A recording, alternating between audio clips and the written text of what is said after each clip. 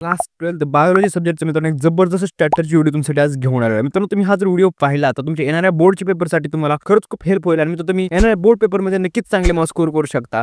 चला तर मित्रांनो थोडाही वेळ न घालवता आपण डायरेक्टली व्हिडिओला सुरुवात करूया. मुलांनो व्हिडिओ सुरू करण्याच्या अगोदर तुम्हाला मी सांगतो 21 सेट नोट्स PYQ उत्तमचं बुक मित्रांनो IMP MCQ IMP questions IMP diagrams practice paper with solution सर्व जे स्टडी मटेरियल आहे मित्रांनो आपल्या टेलिग्राम चॅनलवरती तुम्हाला अवेलेबल करून दिलेलं आहे. तुम्हाला काय करायचं मित्रांनो डिस्क्रिप्शन बॉक्समध्ये टेलिग्राम चॅनलची लिंक दिलेली आहे त्यावरती क्लिक करायचं टेलिग्राम चॅनल जॉइन करायचं आणि मित्रांनो हे सर्व जे स्टडी मटेरियल आहे तुम्ही ते फ्री ऑफ कॉस्ट डाउनलोड करू शकता. चला तुम्ही थोडा डायरेक्ट आता व्हिडिओला सुरुवात करूया. व्हिडिओच्या सुरुवातीलाच तुम्हाला मित्रांनो सांगू देतो आपला जो बायोलॉजीचा पेपर पॅटर्न आहे त्यामध्ये भरपूर टाईपचे क्वेश्चन आपल्याला विचारले जातात. त्या प्रत्येक टाईपनुसार तुम्हाला कोणतं स्टडी मटेरियल वापरायचं आणि त्याला कशा प्रकारे टॅकल करायचे हे तुम्हाला मी सांगू देतो. मित्रांनो तुम्हाला मी सांगतो आपले जे वन लाईन आन्सरचे क्वेश्चन असतात डेफिनेशन्स आणि लॉज त्यासाठी तुम्हाला मी सिम्पली सांगतो तुम्हाला नोट्सची मित्रांनो PDF रेफर करायची. जे MCQs आहेत त्यासाठी IMP MCQची PDF प्लस तुम्हाला एक्सरसाइज मधली MCQ परफेक्ट करायचे.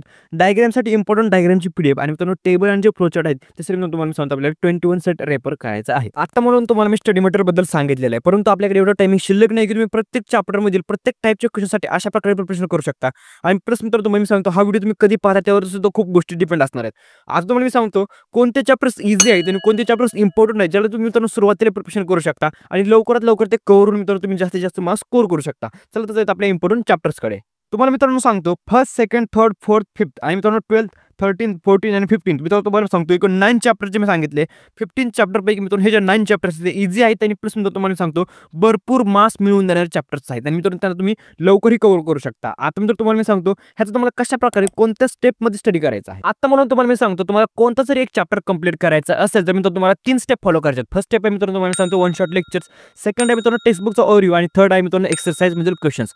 तुम्हाला सांगतो जर तुमच्याकडे टायमिंग शिल्लक नसेल तर मित्रांनो तुम्ही वन शॉट लेक्चर स्किप करू शकता परंतु मित्रांनो तुम्हाला टेक्स्टबुकचा ओव्हरव्ह्यू नक्कीच करायचा आहे. कोणती डेफिनेशन आहे कोणता मित्रांनो क्वेश्चन्स विचारला जाऊ शकतो ह्या गोष्टी तुम्हाला मित्रांनो जास्तीत जास्त समजून येतील मित्रांनो टेक्स्टबुक मधून. आणि त्यानंतर मी तुम्हाला जायचं मित्रांनो एक्सरसाइजच्या क्वेश्चनसाठी मित्रांनो तुम्हाला मी सांगतो मी जे 9 चॅप्टर सांगितले त्याच्या मित्रांनो तुम्हाला एक्सरसाइज नक्कीच परफेक्ट करायचे आहेत कारण मित्रांनो खूप इम्पॉर्टंट आहेत. एक्सरसाइज मध्ये मित्रांनो जसे तसे क्वेश्चन्स आपल्या पेपरमध्ये विचारले जातात. आता मित्रांनो तुम्हाला सांगतो हे जस्ट मित्रांनो 3 स्टेप होतील त्यानंतर मित्रांनो जायचं आपल्या स्टडी मटेरियलकडे आणि मित्रांनो तुम्हाला प्रत्येक क्वेश्चन मी जे सांगितलं ते स्टडी मटेरियल वापरून मित्रांनो तुम्हाला प्रिपरेशन करायचं आहे. आता मित्रांनो तुम्हाला मी सांगतो जे PCMचे स्टुडंट आहेत त्यांनी डायरेक्टली मित्रांनो तुम्हाला सांगतो टेक्स्टबुकचा ओव्हरव्ह्यू आणि मित्रांनो एक्सरसाइज मध्ये क्वेश्चन्स केले तरी चालते.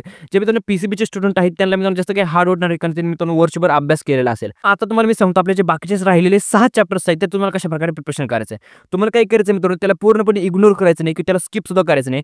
तुम्हाला काय करायचं जे 9 चॅप्टर्स मी तुम्हाला सांगितलेले आहेत ते चॅप्टर्स तुम्हाला परफेक्ट करायचे आणि त्यानंतर मित्रांनो तुम्हाला त्या राहिलेल्या 6 चॅप्टर्सकडे जायचं आहे. आणि जर मित्रांनो तुमच्याकडे टायमिंग शिल्लक नसेल तर मित्रांनो ते तुम्ही स्किप केले तरी चालतील.